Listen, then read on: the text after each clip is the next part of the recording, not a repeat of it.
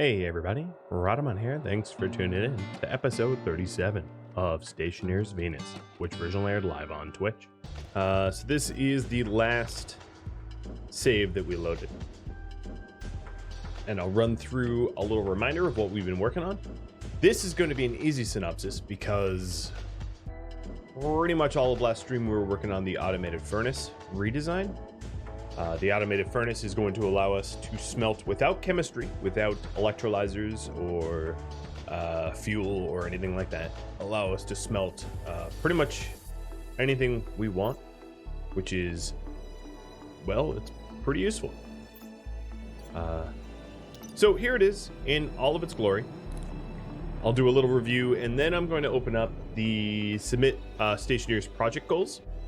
So here it is. It exists, the automated furnace exists within that frame there. The ingots come out here. If there is water at some point, I can have the water get shunted out here. This is the input. This is the chamber's temperature and pressure. This is the tank's temperature and pressure. And then, of course, if I want the furnace itself, temperature and pressure, I would find that here. Pressure is controlled by the valves here, the input and output valves. And then temperature is controlled by the wall heaters. Now, this does not have cooling. We left off last stream with some of the stuff burning up in there, like the floor panels and the input chutes. So then, of course, the worry was, how are we going to get things input into here, right?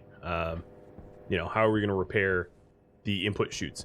So that's something we're going to have to figure out before too long. Now, it is possible to vacuum out the chamber pressure so that the chamber doesn't have any gases in it.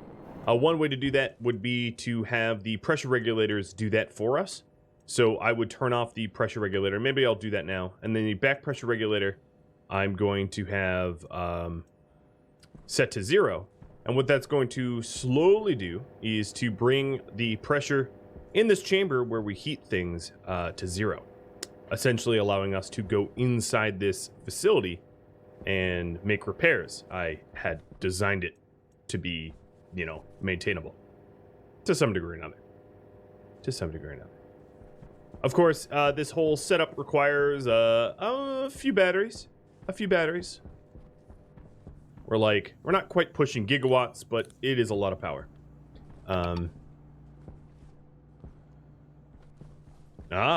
Well, thank you, the oranges here. Yeah, I don't want it to be spoiled for you, so close your eyes and don't listen to me, but thanks for the sub. I appreciate it, or the resub.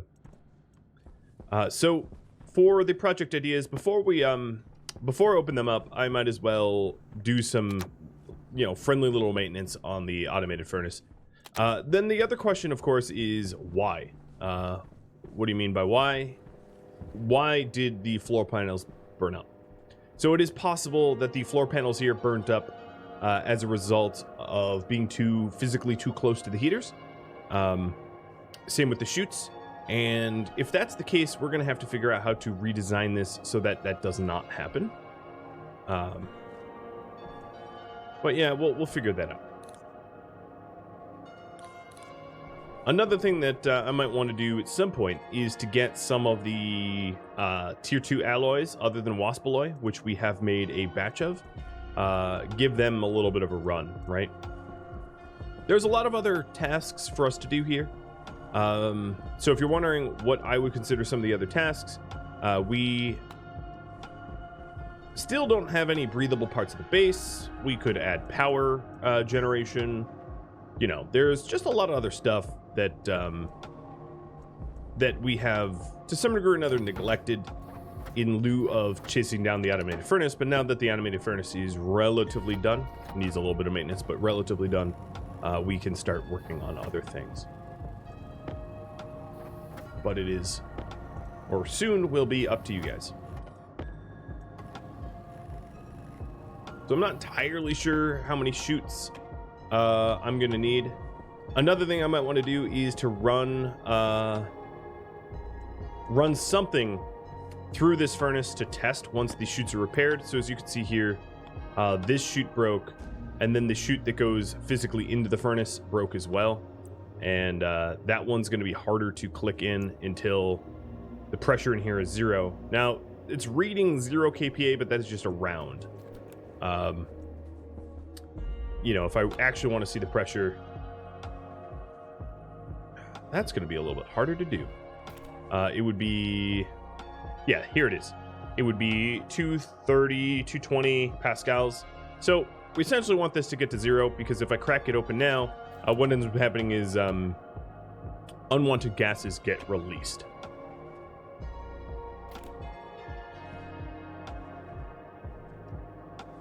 So Vorg says he found even at 45 kPa, the windows on the inside might burn up. Windows outside will hold. So a safe limit might be 10 kPa, somewhere between 7 and 10 kPa, to avoid burnups. That's going to significantly limit the amount of sort of heating that we're going to be able to do, but if that's what we need to do, that's what we need to do. Do we need a temporary airlock? It's possible to do a temporary airlock. The problem is there's really nowhere to place the airlock. I wouldn't be able to place it where this window is, and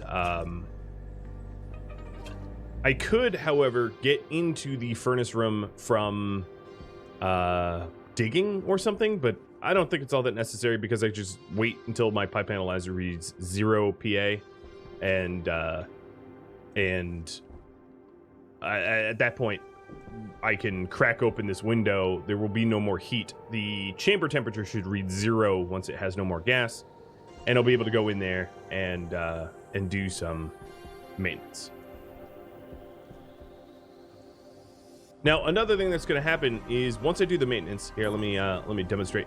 Once I do the maintenance, there's going to be a bit of an issue where the base gases are going to get into this chamber where I'm eventually going to want it hot. So then we're going to have to do the full cycle of dumping gases to space, but I can use this volume pump. That's what this volume pump is for. So I'll be turning on this volume pump and flushing everything out once we do the full cycle.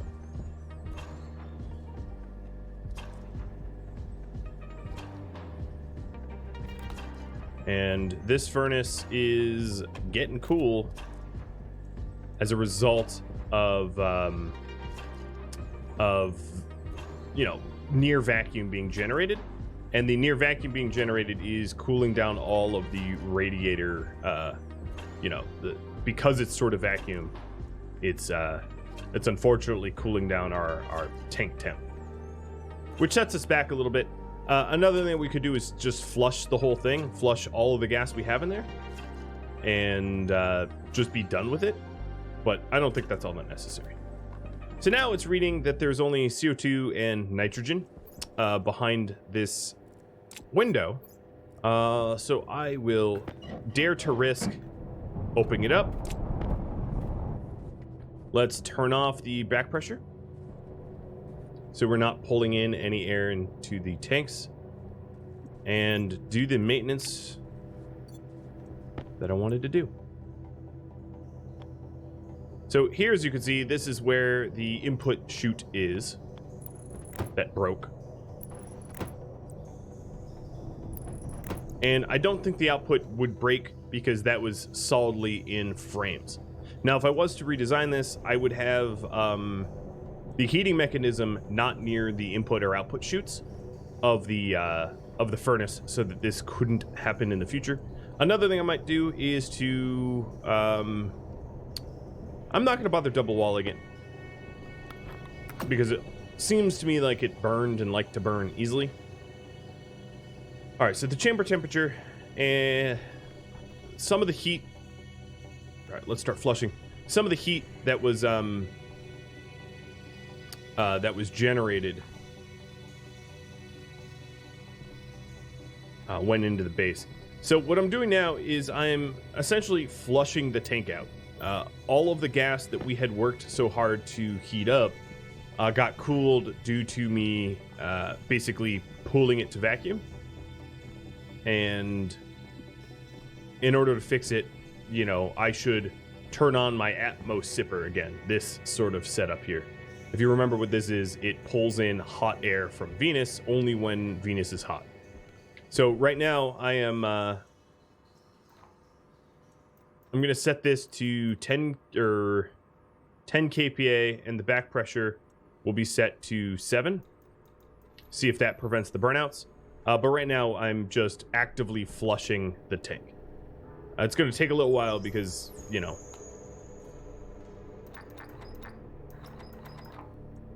Okay.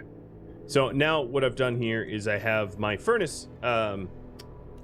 Its output is full. Its input is none. So it is also going to empty out all its gas.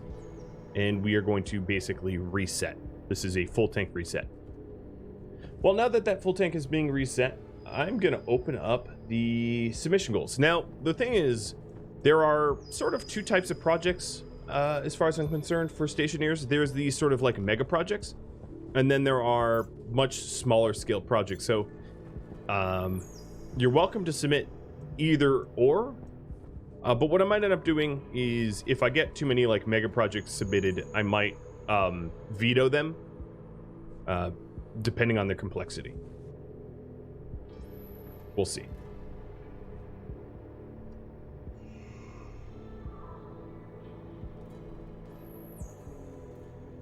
Yeah, as you can see right now, it is...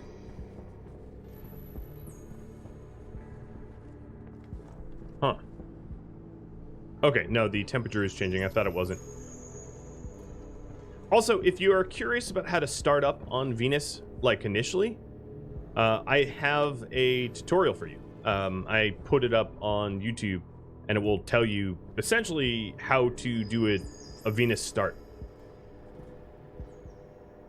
Why is the chamber pressure climbing?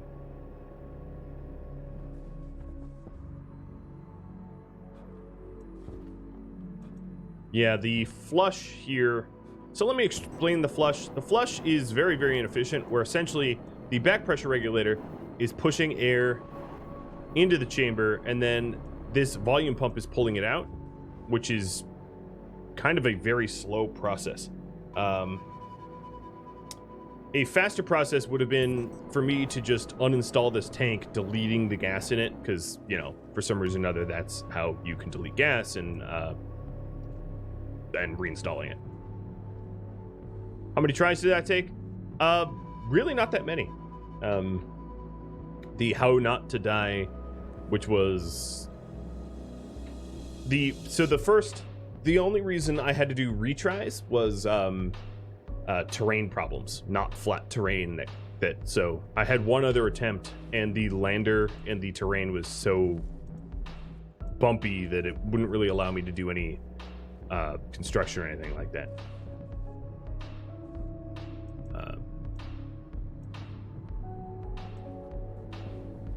Hey, Aldemia. All right. So we have got 5 suggestions here.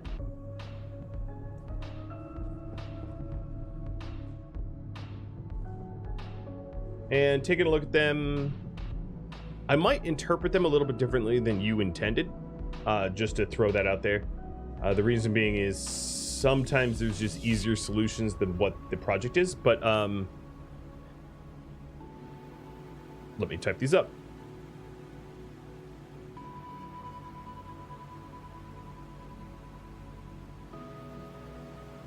So we've got speed up the airlock. We've got generate more power. We've got easier access trading. And glitch. I hate Harveys, so I'm not going to bother with Harveys. They're basically bugged. But better greenhouse is what I'll put down. And make the base breathable. Yeah, if you're wondering what the Harveys are, Harveys are sort of like crane arms that do harvesting for you, harvesting and planting, that rely mostly on IC code, but I said pretty definitively that I will not be touching IC code full stop and period, because I don't intend to teach anyone MIPS, which is the programming language that that the IC code requires. So as a net result, anything that requires IC code, I won't be using at all. And Harveys are like little, not sure I can show them to you because I might not have the, I think they're made on the, no, here they are. But Harveys are like little crane arms that do planting for you, but they require IC code, which means that I wouldn't be using them. And even if you are to use IC code, in my opinion, they're just bugged. They just don't really work the way you'd want them to work, because they get jammed up and glitch. They rely on chutes, and chutes don't work, so that's a bit of a problem. Another way I could dump gases quicker is to retrofit a system here. Yeah, I'm gonna do a temporary bypass, which means hopefully I won't have to do flushes like this. If I end up having to do like major base flushing in the future, I will design a way to do this sort of automatically, if it gets voted on, of course. But until that time, I'm just going to MacGyver a solution. So we need steel and silicon. I don't believe I have any silicon. Oh no, I have a little bit of silicon.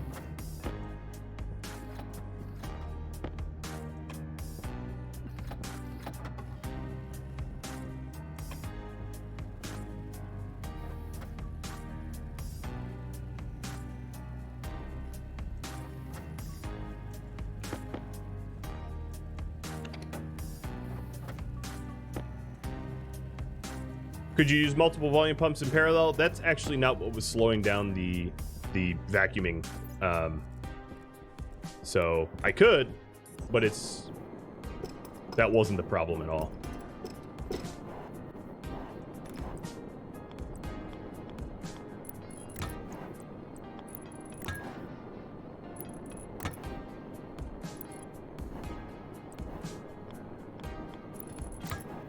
The problem is relying on the design that I had is slow.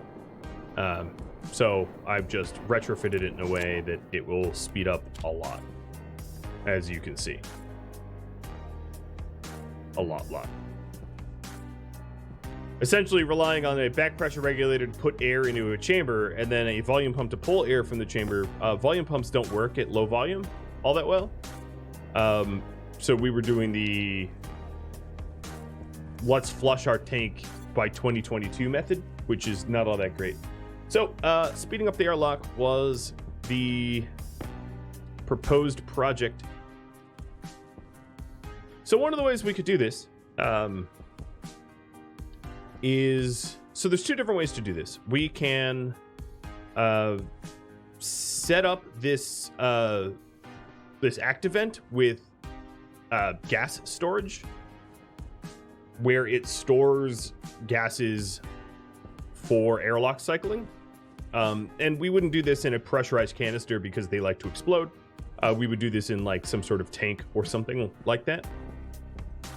And then another solution would be to do mimicked vents, or a third solution, which is honestly just as easy, is internal KPA. If we just set this to like 80, Activents aren't great at working beyond 100.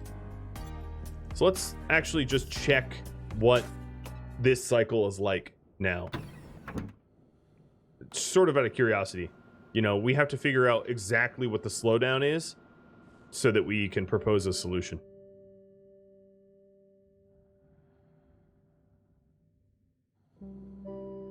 So as you can see, going from in to out isn't really all that slow. That's not the problem.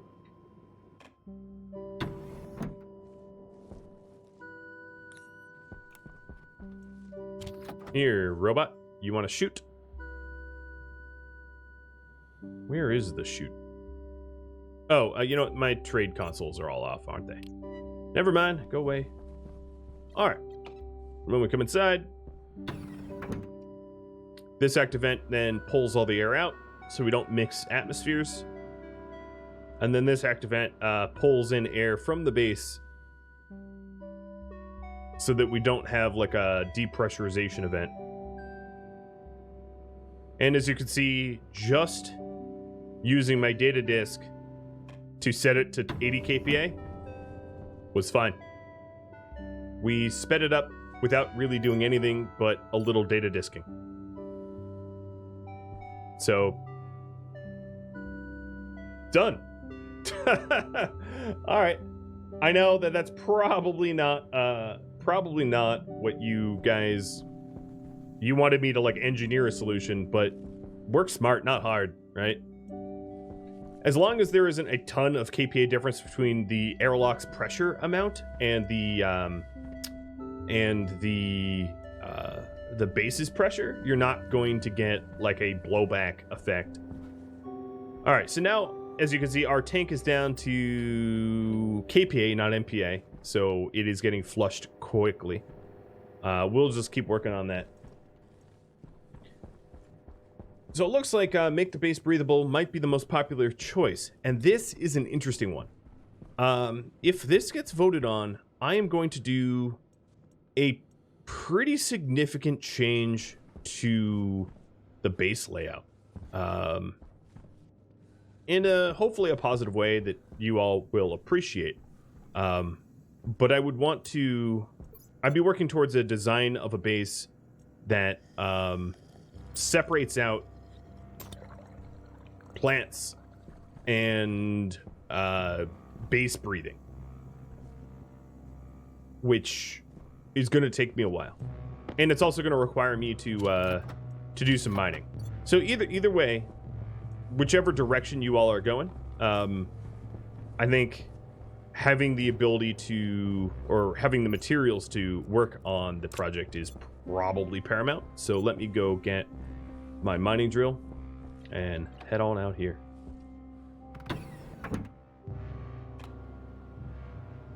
Yeah, just as a reminder, these active vents don't push air beyond like 100 kPa effectively at all. So airlocks are great at pulling air out of something at any pressure, but they can only push air out at, you know, at a certain at certain pressures. So that's why that data disk hat worked. It's just I do. Let me dim stuff. I can't really see with the glare. All right, make the base breathable. So let me explain this task. Essentially, what I'm going to want to do is have two sections of the base. I'm going to want one section for plants, where my suit is going to be required, and then another section for me where my suit will not be required. Ideally, I would like to fill the base's air with 80% nitrogen, 20% oxygen, which is a close approximation as to what Earth is, and pressurize it about 100 kPa, maybe a little bit more, just so that we don't risk daytime window blowouts. But about 100 kPa is 101 kPa is like Earth atmo. And then in the farm, we can have it be 100% CO2 with a basically a back pressure regulator pushing CO2 in to meet demand, and then a filtration unit which is hooked up to siphon all the oxygen that is produced. That method will undoubtedly require a lot of filtration. because it will constantly demand like the filters to be run. So a question, what do the data disk slots on the active vents do? Nothing that I know. I don't know. I don't think they really do anything.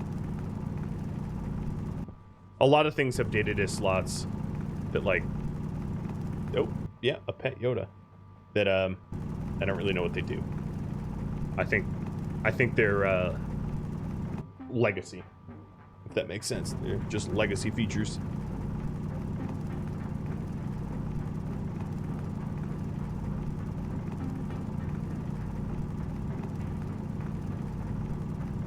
So constant for medium filters? Possibly. Yeah, so let me, before I do anything else, oops, pause a second. Current project, make the base breathable.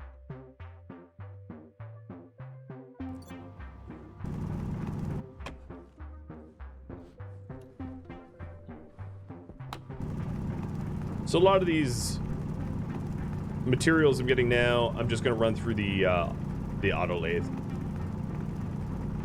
until the advanced furnace is set back up and ready. And hopefully we don't have any burnouts. If we do have burnouts, it might have to go for around for redesign tier 2 to avoid burn, to avoid temperature. That would be really, really easy. I would just have to move I mean, it would be easy in that I know how to do it. It would just be annoying because it would require me to the 1 cube tile left of the furnace would have to be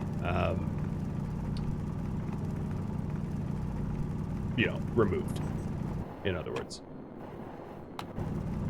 And then all of the radiators and piping would have to be moved over as well. Doable, but like I said, extraordinarily annoying.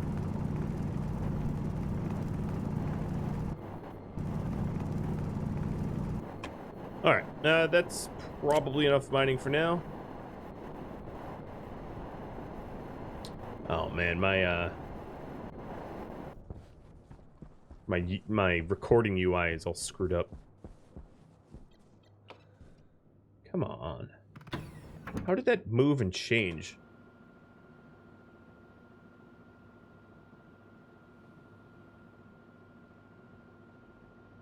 Might be easy to move the furnace to the right. Maybe. If it burns up again, I'll analyze it and figure out what the best course of action might be.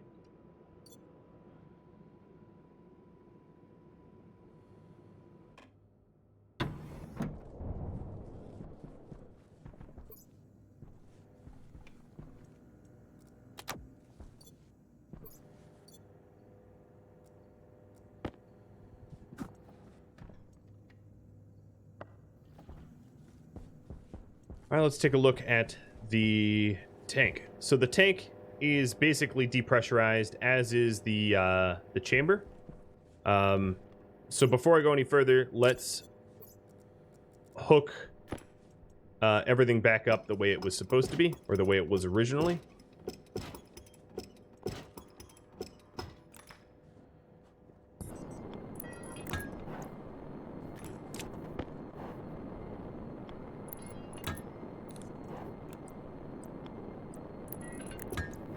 Pretty easy to do, right? All right, now you should see the chamber pressure drop a little bit, but there's essentially nothing in the tank. All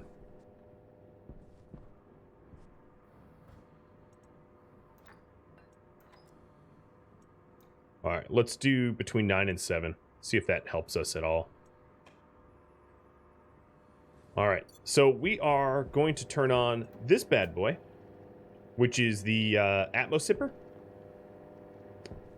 And let's stop volume pumping out and turn on the back pressure and the pressure regulators.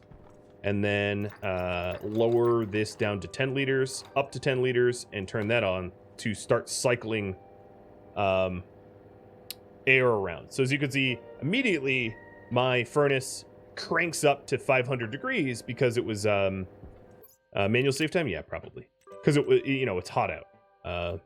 So we are jump starting it, and that's why I flushed it, because the amount of power it would require to sort of bring it back up to temperature would have been a little bit prohibitive. Would have been annoying. So now here's our pressure, here's our temp. It's nice and hot. And we'll try for wall heating. I could, if this burns out again, I could just remove that wall heater and maybe the other wall heater and put them elsewhere. Now, what's interesting is the radiators didn't burn, so it might just be the chutes. Usually the Stationpedia sucks, but let's see what it says about chutes. Auto ignition is 1200C, so that's probably... And the flashover is 700C. Ooh, I hear the fans going. Well, we'll see if that's the problem. Oh, that's not the build chute? Yeah, true. That is the kit. The build chutes themselves... Auto ignition is 600C, which is probably what we hit. Oh, hi, Iron. So, yeah, we might be in for a tiny redesign. And by tiny, that's probably a lie. Look at all these plants.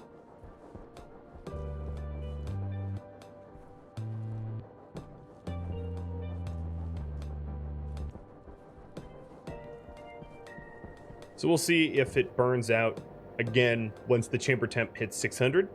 Because 600 was that magical temperature that blew up the chutes. So my guess is it happens again, and I'm stuck doing a bit of a redesign. Which would be fine. Just annoying. Now, another way that I could fix this is to have the entire furnace come up one cell, so that the furnace is here, in this location, and the pipes just run back to the tanks and all that. That would be probably the easiest solution, because then I would have access to the chutes pretty much directly. So yeah, if this burns out again, it should burn out in 5 degrees. If this burns out again, I think that's probably how I'll redesign it.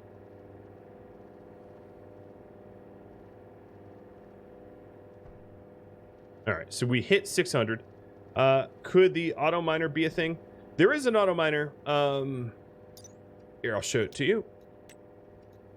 But I've never found that the auto miner is all that helpful. The auto miner small. The auto miner more or less just digs out like I think it's a 3x3 by like a 3x3 hole downwards. The issue here is on Venus, the Z level, the minimum Z level is very, very low.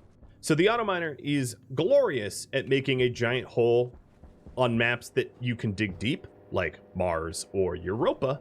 But here on Venus, it would go down, literally down to where I'm standing. It could go no lower than this because the map does not descend lower than my current location. I am the lowest Z. There is nothing below me. This dirt here is the lowest map tile. And as a result, it's not all that helpful. Yeah. Unfortunately. So I know that if I am making the base breathable, we are going to... Let's see. Let me start using this furnace to smelt stuff. So copper is going to be pretty easy to run through. Iron is sort of the tricky one because it requires a slight, and I guess silicon for that matter. Silicon and iron require 625, or 627C. But copper should run through this no problem. So toss some copper. Oh, that's not how to do that. Toss some copper in.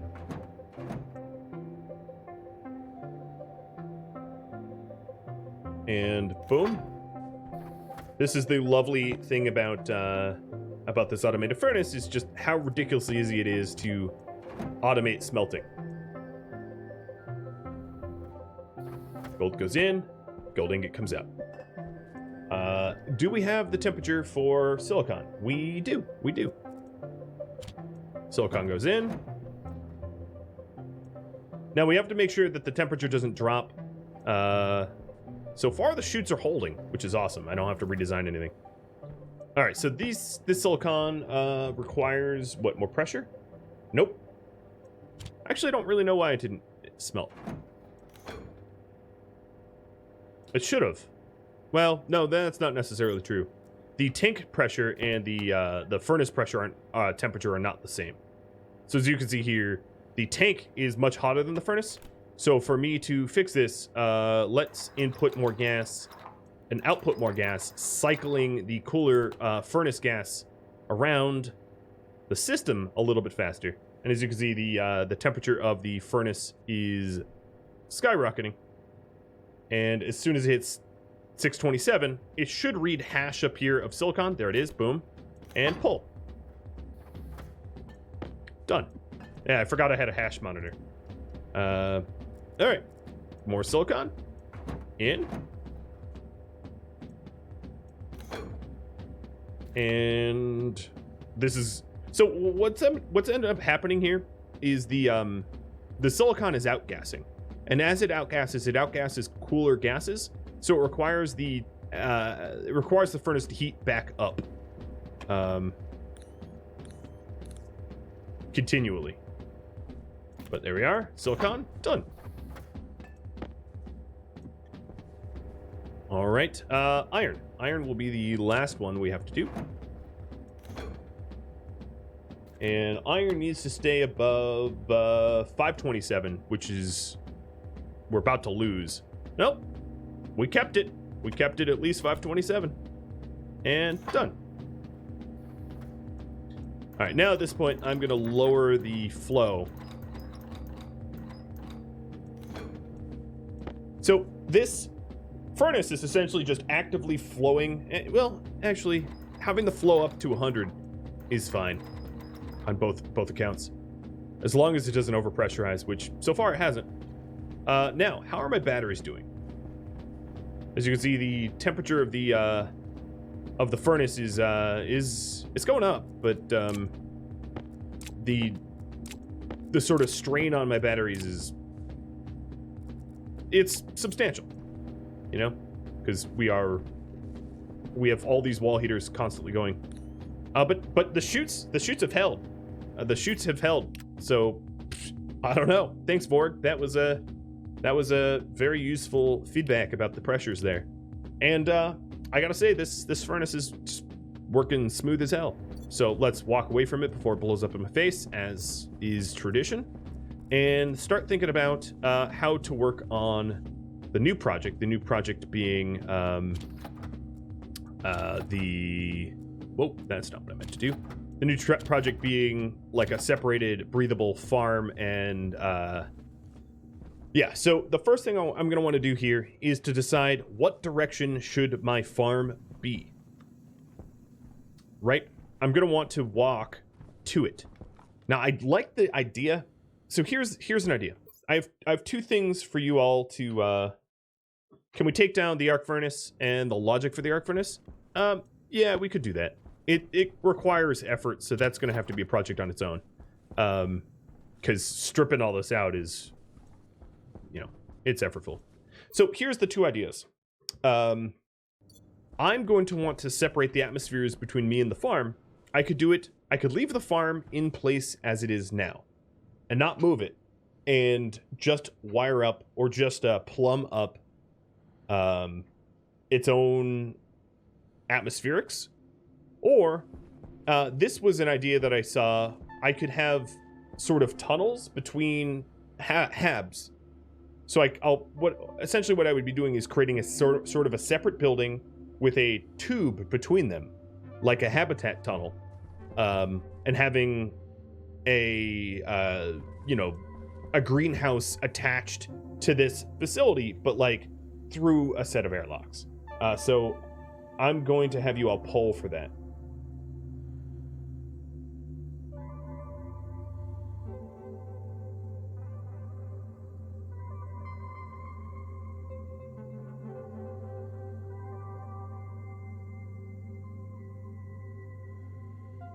And there it is. Just a 1 or a 2. So those are the two options there. And yeah, the vote and choice is yours, of course. And I'll work towards that.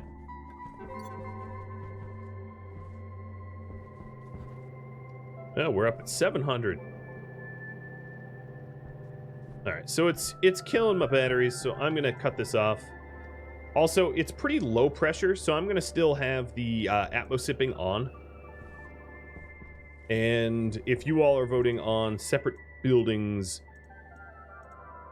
let me see. Let me work towards that. So the first thing I want to do is to, just because it's cheaper, I'm gonna do iron frames. So I'm going to design a reasonably sized greenhouse. The other question is, do I use... So if I look at hydroponics, I can build advanced hydroponic stations. Apart from, or instead, in lieu of the trays. So that's up to you too.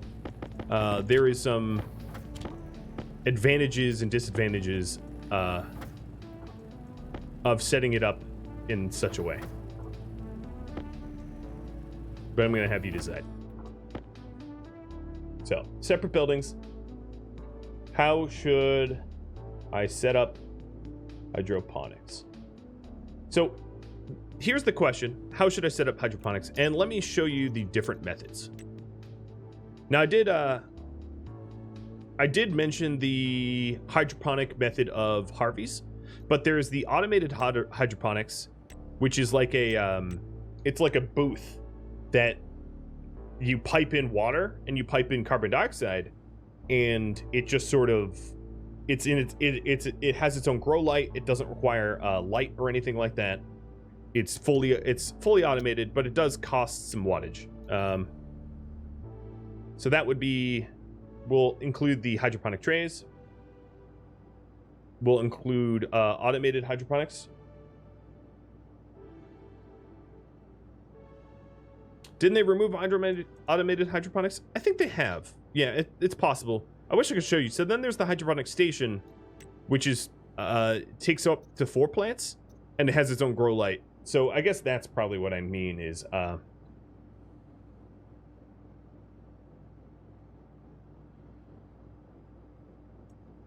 so there's the hydroponic station, the hydroponic trays. I would include portable hydroponics, but that's basically just the hydroponic station discount. And I think those are really just the two options, is one or the other. All right, so trays or stations.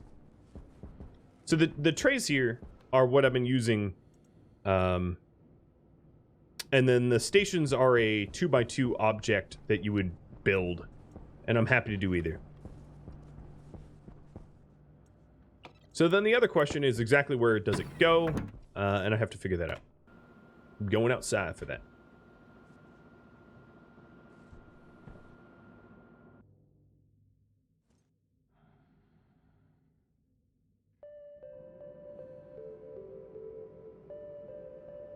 You'd be interested in how I set up Harvey's? I'm not going to be using Harvey's. I'm not actually going to be doing anything with IC logic code in this series.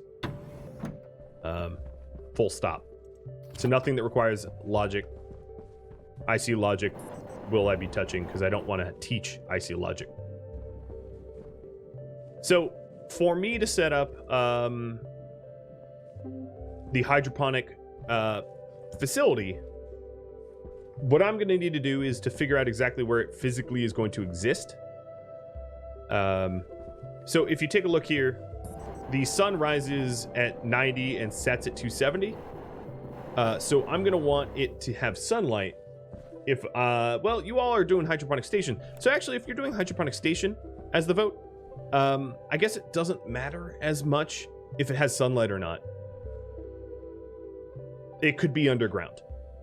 So then the other question is, should it be underground? Should my farm be underground? Yes or no? So if it's underground, I would have it probably be a tunnel through my basement. And if it's not underground, I would have it be a tunnel. Like, I would maybe rip out this arc furnace and have it be a tunnel out here somewhere, you know, to be attached. And the choice will be yours as per the usual. So while you vote on that, I'm going to leave that up a little bit because I'm going to do a little mining to supplement so I can do building. I'm like almost tempted to ask you all, should I just like enable dev mode so that I don't have to resource mine, but I would just, I don't know, that might be too much. Resource mining is part of the game after all. So I think I'm really low on gold and copper. I did just get a bit of iron. That would be cheating. Yeah, I mean, it would be. It's just, how interesting is it to see me dwarf my way through the landscape? Ooh, I don't need coal. Not yet, at least. Although I might want to do another batch of steel at some point if I'm doing a big base expansion.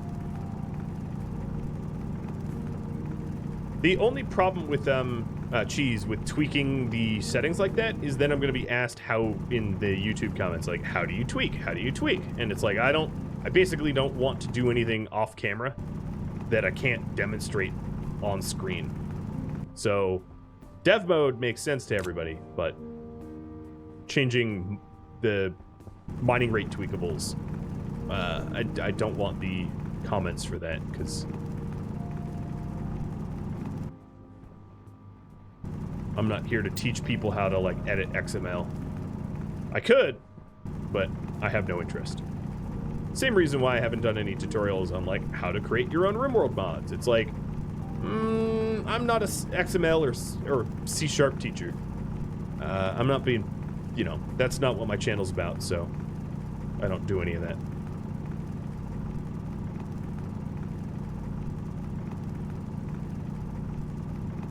Yeah, you can say XML is easy, but as easy as you might find it, there's someone that's not going to understand it. And if I have to, you know, then it's like, how am I going to allocate my time? Am I going to allocate my time? So like, if let's say I start working in IC Logic, a few of you probably are better at MIPS than I am, right? And you're going to understand all the IC Logic immediately, and you're not going to need any tutorials on it. And then probably a lot of you would be like, I have no idea what IC Logic is. And the problem is, if you have no concept of the IC Logic, you're not even in a position to copy and paste it. So there's libraries that other people have written of the integrated circuitry chip type stuff, like for solar tracking. But it does, to some degree or another, require you to have some basic fundamental understanding of MIPS for you to even implement it most of the time. And if you don't even have that like basic understanding of what the logic is, the net result is, you know, it'd be like handing a child a power saw and telling them to be careful. They don't even know the concept of, like, they don't even know the precautions to take with said power saw if they've never seen it before. So how could they be careful? They're just going to be a danger to themselves until they spend the time to learn it. You know, that's how I would look at it.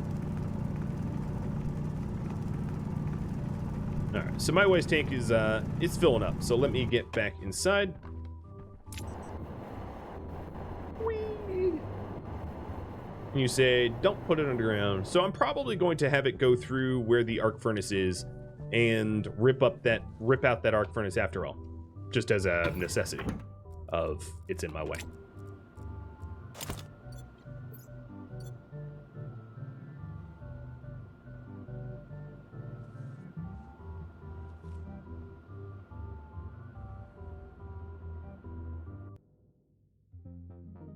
That's not a voted project. Yeah, there's just no other, there's just not a lot of, other nice areas. I could do a second floor tunnel. Yeah, let me have you vote. What floor should it connect on?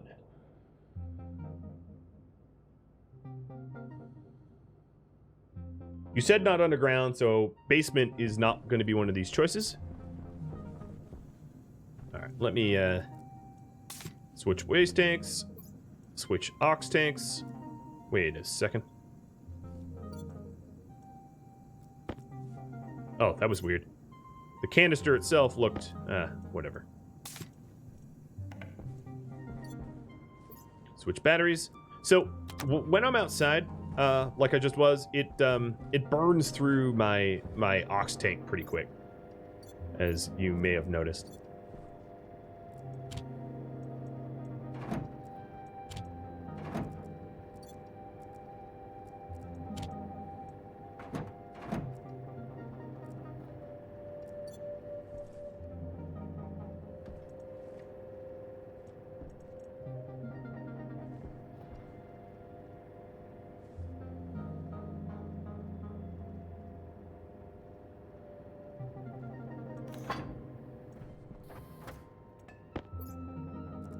God, that's so much easier.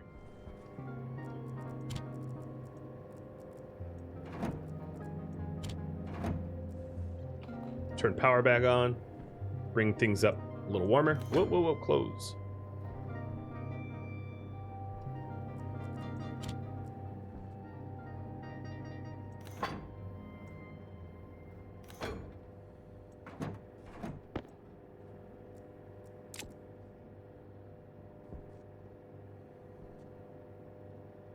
All right, so voting on third, it looks like. Gold. Yoink.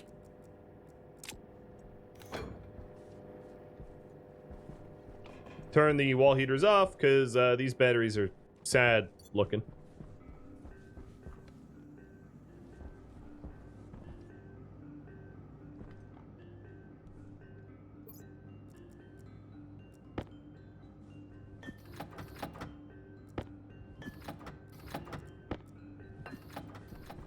All right, so obviously the next thing I'm going to do while you all vote is I got to clean out my old farm, right? I can't have I don't want to waste these crops.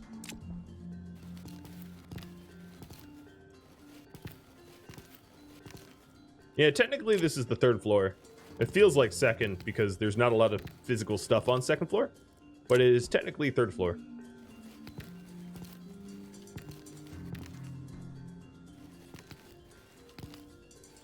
It would be a little awkward to connect it from second floor, but it would be doable. Oh, did I replant one? No. Okay. Soybeans.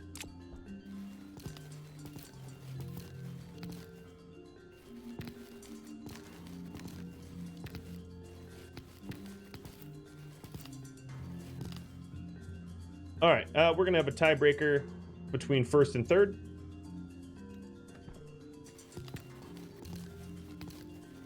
Not that it was a tie, but those were the two most popular choices.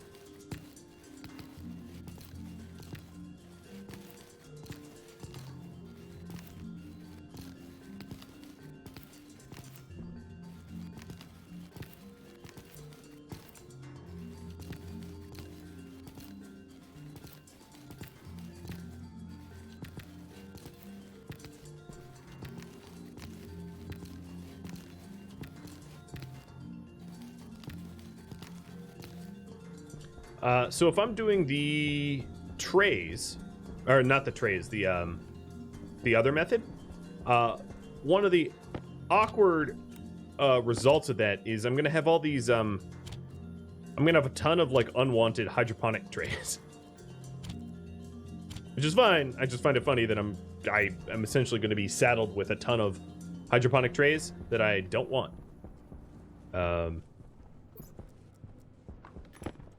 Yeah. I bet what's his face doesn't buy them.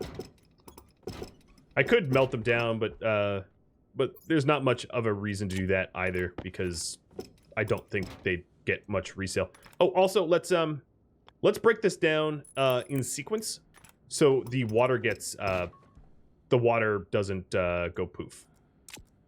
Because if we break this down from the end of the line upwards, it's essentially just like magically pushing the water back into the tanks. So I'll prove that, shall I? In order to prove that, we need to get my tablet, and we have 140 moles in that tank down there.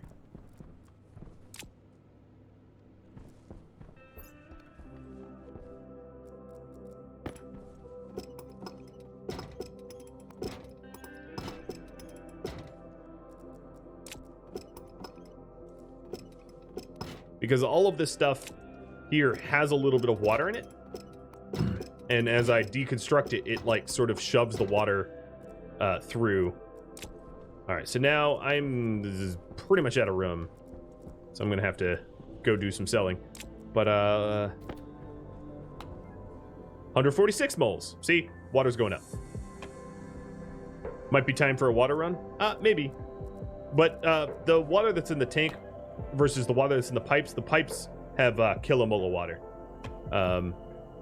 So I still have a ton of water. It's just mostly not in the tank. It's mostly in the pipes because the pipes have more volume.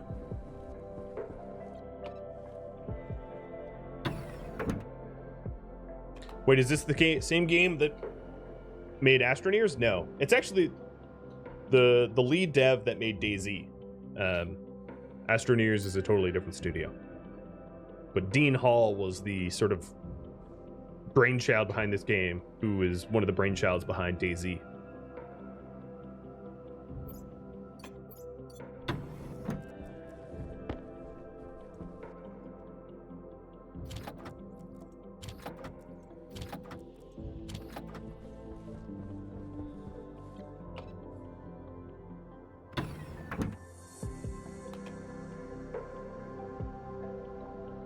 So, third floor works. Cool.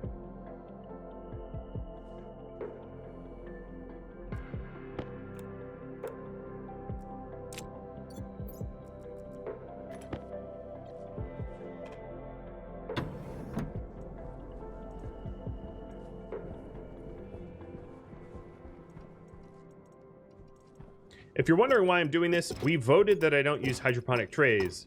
So I will never need hydroponic trays, as it was just pulled that hydroponic trays are no longer going to be the method to which I farm.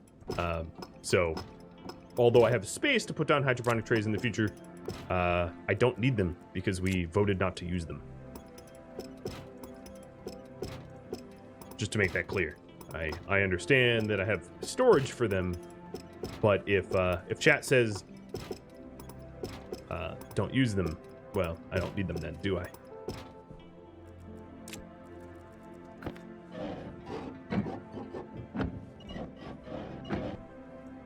All right, so I do have to do a bit of window deconstruction, which is a little sketchy because I have to make sure to only click once or I vacuum myself out to the nether.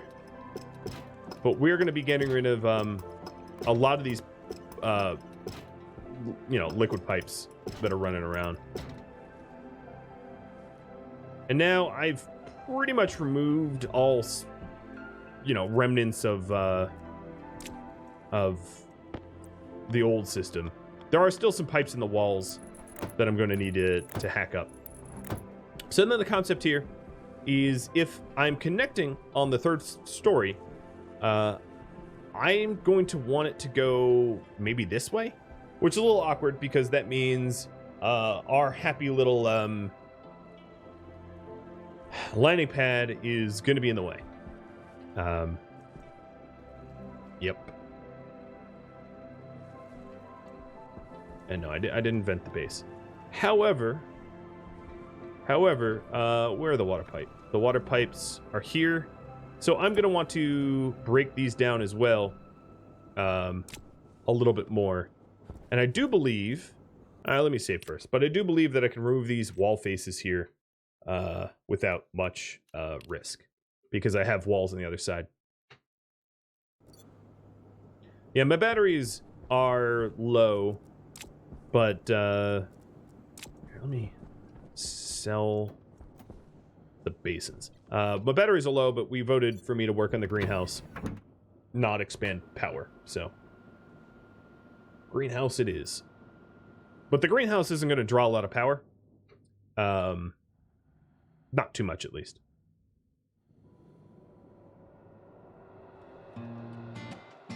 You've been watching Stationeers Venus, which originally aired live on Twitch. If you have any feedback for me, let me know in the comments below. Keep it in mind that the Twitch series is far ahead of the YouTube series. If you'd like to catch a live stream, Rhadamant.com has all the information you need to catch one. Thank you so very much for watching. I'll catch you next episode or an upcoming stream. Farewell.